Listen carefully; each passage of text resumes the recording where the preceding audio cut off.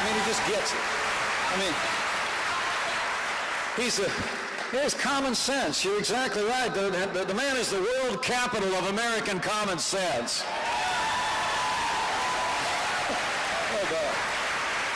I mean, he's distinctly American. He's a doer in a game usually reserved for talkers. And when Donald Trump does his talking, he doesn't go tiptoeing around all those thousands of rules of political correctness that the media and the political class puts in the way of men and women that want to make a difference. He speaks from his heart, he speaks from his mind, and the American people hear him loud and clear.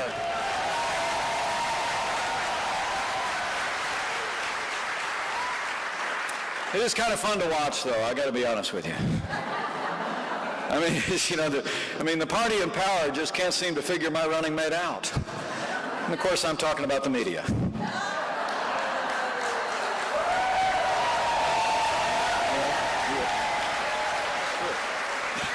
I mean, think about it.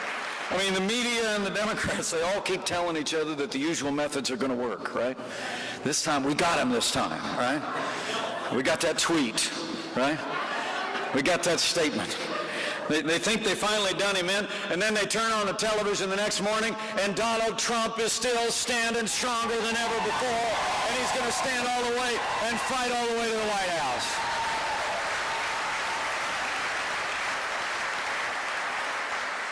It really is extraordinary.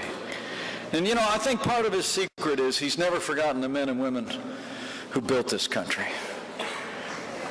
Men and women who work with their hands, who grow our food, who teach our kids, who tend to our sick. And it's because he comes from a family of builders. In a very real sense, to be around him when the Klieg lights are off the campaign trail is to see a man who's as comfortable with the people tending the grounds and laying the bricks as he is with the people up in the head office. I love to tell people the ground is level around Donald Trump. And his love for the American people and his confidence in the boundless potential of the American people to make America great again will transform this nation.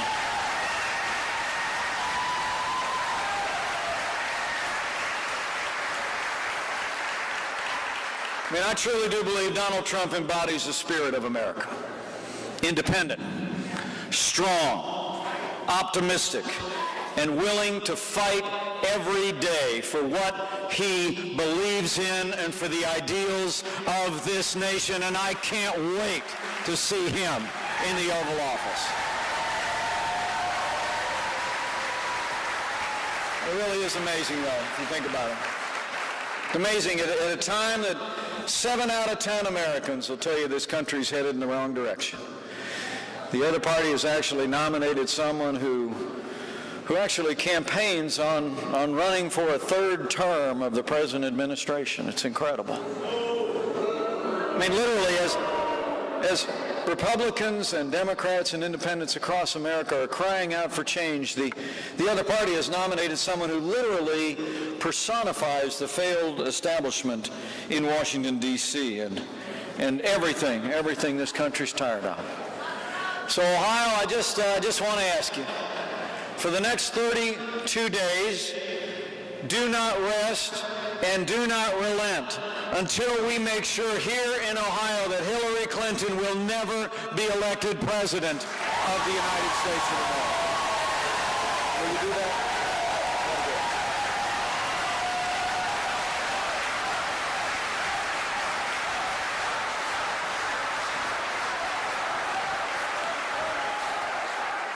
Because this campaign is about serious issues. And I got to tell you, that moderator at our debate the other night, I thought she did a good job keeping it on the big issues. She did.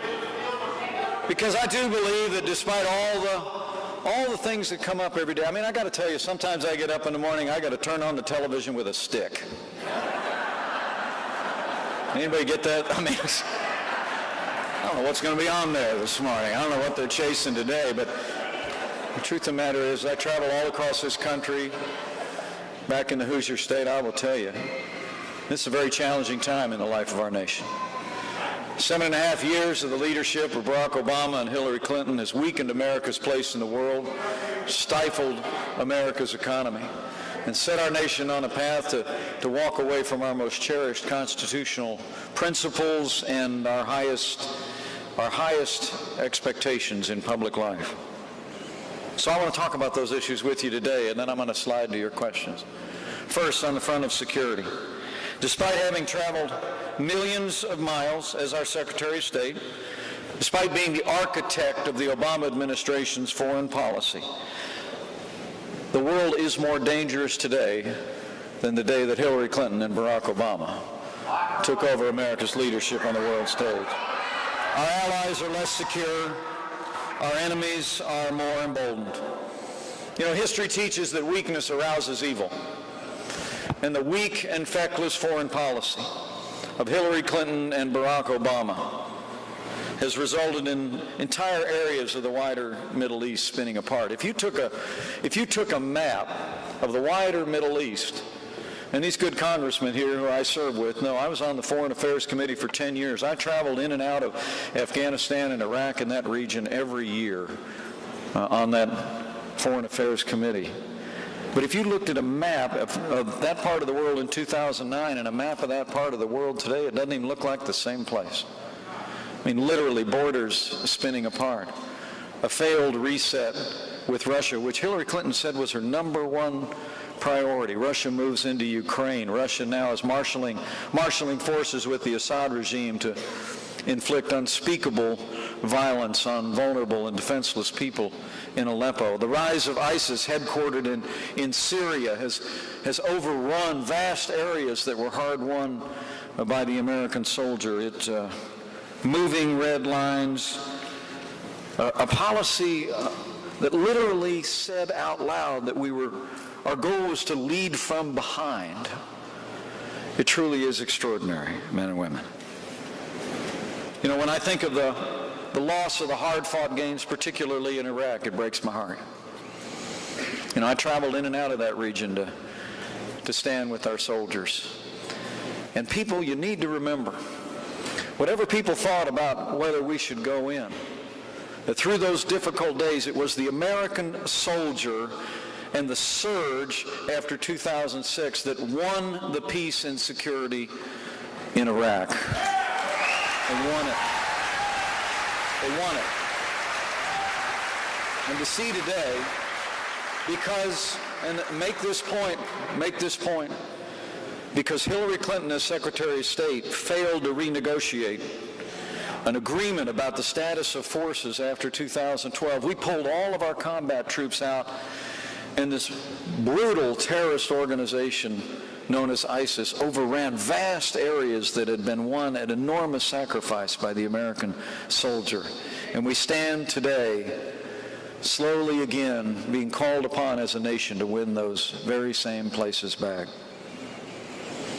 You know, before I go on, I just have to tell you, the debt that we owe to the men and women in recent years in the global war on terror, back through every conflict in this nation's history, we can never fully repay, but by continuous honor of their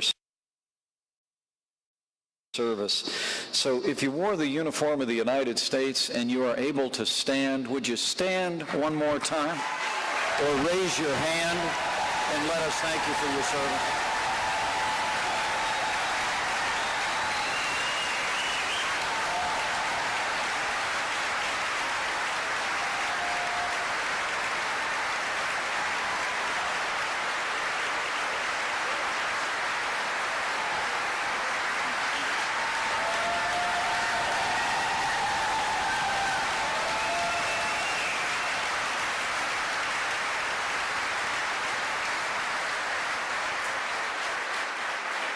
Thank you for your service.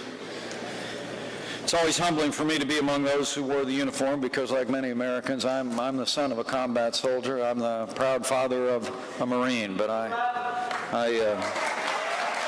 didn't follow a path. So thank you. But when we go forward in the next 32 days, you got to talk about Hillary Clinton's record on foreign affairs. It has to do with squandering those hard-fought gains the American soldier won in Operation Iraqi Freedom. It also has to do with the disastrous agreement with the radical mullahs in Iran. In that debate the other night, my counterpart was actually claiming it as a victory. Hillary Clinton actually initiated that deal with Iran. Now, my colleagues in Congress will tell you a little bit of history on this. We worked on a bipartisan basis to pass the toughest economic sanctions in American history, punishing sanctions on the leading state sponsor of terrorism in the world, Iran. And the clear objective of the United States was simple. Those sanctions would never come off until Iran permanently abandoned its ambition to obtain a usable nuclear weapon. But under Hillary Clinton and Barack Obama, we made a deal. They got $150 billion, and we got just a delay of their nuclear ambitions. And the worst of it all for me was on the very day that the radical mullahs in Iran released 4 American hostages, this administration, with the full assent of Hillary Clinton and her running mate, this administration delivered $400 million in cash on a pallet as a ransom payment. Let me make you a promise. When Donald Trump becomes president of the United States of America, we won't be paying ransom to terrorist-sponsoring states. They'll be paying a price. If they threaten the American people, detain our people, or harm our citizens. We cannot have 4 more years apologizing to our enemies and abandoning our friends. America needs to be strong for the world to be safe. And the truth of the matter is that in the wake of this administration, we've seen cuts in military strength. A couple of facts you just need to know, and you need to tell your neighbors and friends because it's got to change. Today, our Army has the lowest troop level since 1940. Our Navy has the smallest numbers of ships since 1916. The Marines are down to 23 battalions today, when our warfighters believe we need 36 Marine battalions to defend our interests. And the Air Force today is down to 1,100 fighter attack and bombers. But the average age of our aircraft is 27 years old. It's incredible. I mean, the men and women who are flying our aircraft are younger than the aircraft that they're flying in. Well, let me tell you, when Donald Trump becomes president of the United States of America, we're going to rebuild our military. We're going to restore the arsenal of democracy. We're going to provide our soldiers, sailors, airmen, and Marines with the resources and support that they need to achieve their mission and come home safe. And we're going to hunt down and destroy ISIS at its source and any terrorist organization that threatens our people.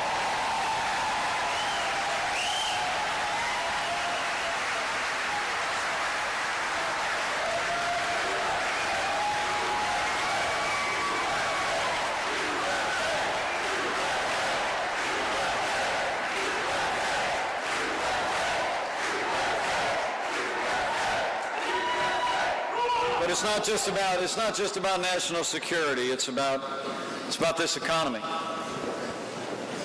Now, I would tell you here in Ohio, just like in Indiana, any progress that we've made has been in spite of what they've been doing in Washington, D.C., not because of it.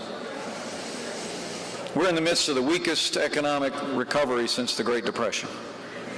And you got to go tell your neighbors and friends about it.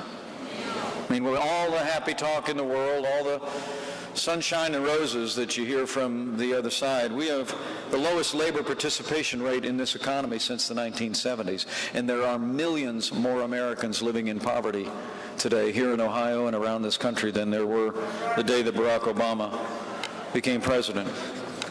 The September jobs report just came out this morning. You probably see it on the news tonight. Unemployment ticked up nationally to 5%. Employers only added 156,000 jobs all across this country. Hillary Clinton's plan, more of the same. More taxes. $1 trillion tax increase, more spending, $2 trillion in new spending and new government programs. More Obamacare, more of the war on coal that's been stifling American jobs and stifling American ingenuity. It really is incredible. I mean, when it comes down to Obamacare, even her husband, you hear what he said the other day? I mean, even with the Clintons, sometimes truth happens.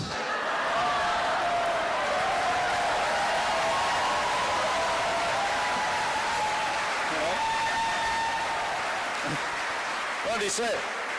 I mean, some of us fought hard against Obamacare, and Bill Clinton finally figured out, in his words, it's the craziest thing in the world. And I agree. Premiums going up, benefits going down. They promised you could keep your doctor, keep your insurance. You can't keep your doctor. You can't keep your insurance. I mean, the truth of the matter is, they tell us this economy is the best that we can do. It's nowhere near the best that we can do. It's just the best they can do. And when Donald Trump becomes president of the United States of America, we're going to cut taxes, roll back regulation, we're going to repeal Obamacare, lock, stock, and barrel.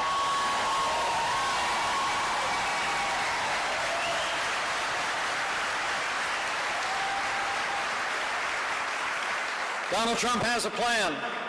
And when he hits the White House, we're going to go right to work with these great members of Congress to make it happen. We're going to do what Ronald Reagan did in the 1980s. Frankly, we're going to do what President John F. Kennedy did in the 1960s.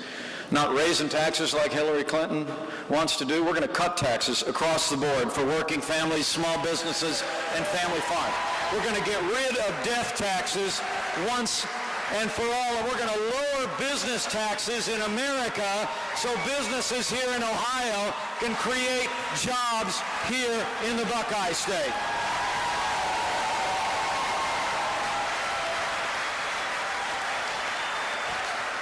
And we know that tyranny of acronyms coming out of Washington, D.C. is stifling growth, whether it's the DOE, the EPA, you take your pick, the A, B, C, D, E, F, G. Day one of the Trump-Pence administration, Donald Trump is going to sign a moratorium on new federal regulation, and he's going to repeal every executive order that is stifling growth and jobs in this economy signed by President Barack Obama.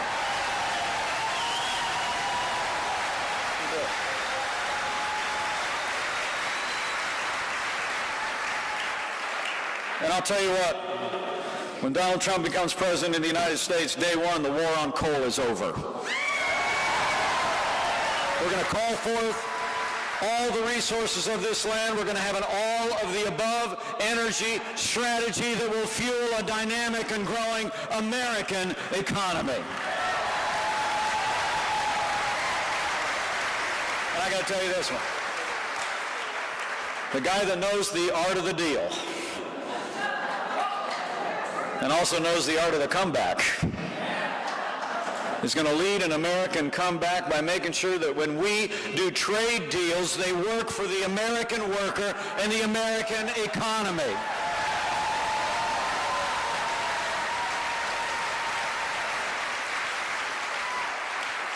So Donald Trump has a plan, and a lot of economists out there think it's going to make this economy take off like a jackrabbit. Not the 1% growth economy that we've got today, but people are talking out there about 3%. And if you ask Donald Trump, he says, I know they don't want me to say it, but I think it'll be even more. Hillary Clinton, though, she said that those that say that letting people keep more of what they earn, rolling back red tape, having smarter and tougher trade deals, and unleashing the power of American energy would grow the economy, she said that was, quote, wildly unrealistic. Well, Donald Trump and I know the only thing wildly unrealistic is electing the same people with the same bad ideas and expecting a different result.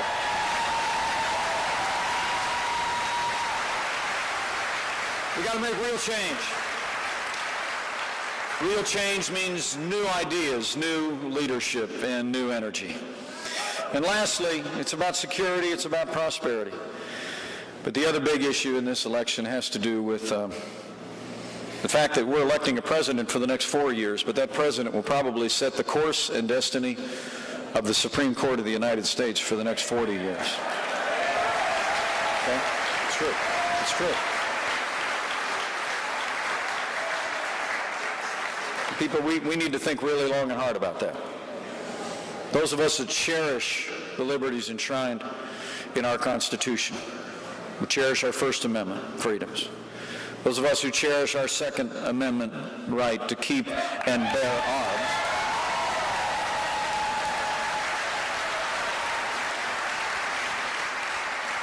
Those of us who cherish the rule of law and the sanctity of human life.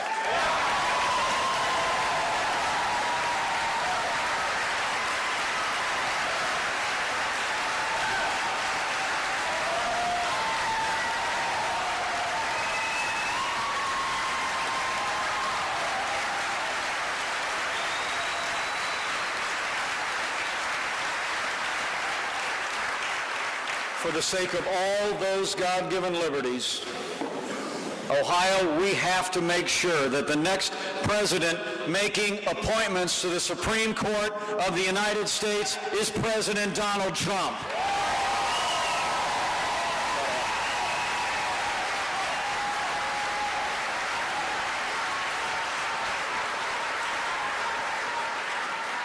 And lastly, before I slide and take a few of your questions, it's about the big issues. We got to go talk to our neighbors and friends.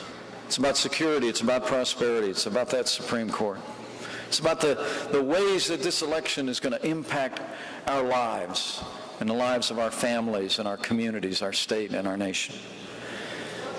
But I know it's also a very troubling time for all of us as we see the cascade of corruption flowing out of the Clinton years. I mean, it's actually hard to keep up with. I got up this morning, and now the news is breaking today that back in 2015, the White House actually worked with the Clinton campaign to do damage control on the whole email issue. It's incredible.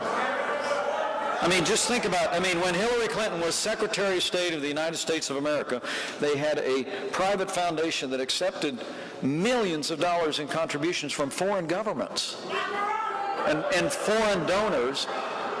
And then she had a private server that actually had communications about those activities. Thanks to the good work of the Associated Press and others, we found that half of the meetings she had when she was Secretary of State were granted to major contributors to their foundation. And then we found that there was classified information on the server, and that after the New York Times, of all papers, revealed that she had a private server, we then learned through good work in investigations that were done that she used high technology and hammers to destroy emails. Men and women, I'm old enough to remember, Hillary Clinton uses technology to destroy nearly 18,000 emails. I'm old enough to remember a president who erased 18 and a half minutes of tape and was run out of Washington, D.C.